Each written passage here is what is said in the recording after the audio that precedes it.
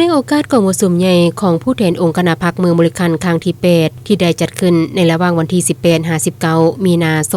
2025ท่านนางมณิจันทร์ธรรมวงศ์ภรรยาของท่านโสนธนูธรรมวงศ์เจ้าแขวงบริคำไซพร้อมคณะได้นำเอาเครื่องจำนวนหนึ่งมามอบให้แก่เมืองบริคันเพื่อนำไปมอบตัวให้ห้องหมอและประชาชนที่ยังทุกข์ยากอนาถา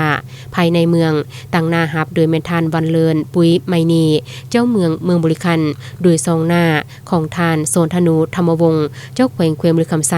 การนำของเมืองและบ้านเป้าหมาย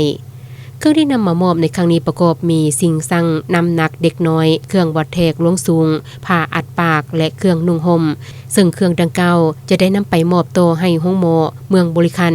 ประชาชนที่ยังทุกข์ยากและครอบครัวอนาถาจำนวน11บ้านคือบ้านปากโพยหินโงนน้ำเต็กภูคำโพนมีไซทงพันคำโพนไซนาหันโพนทรงโพนแยงผาใดปากเฮืองเสียงลือเสียงเซียนและบ้านวา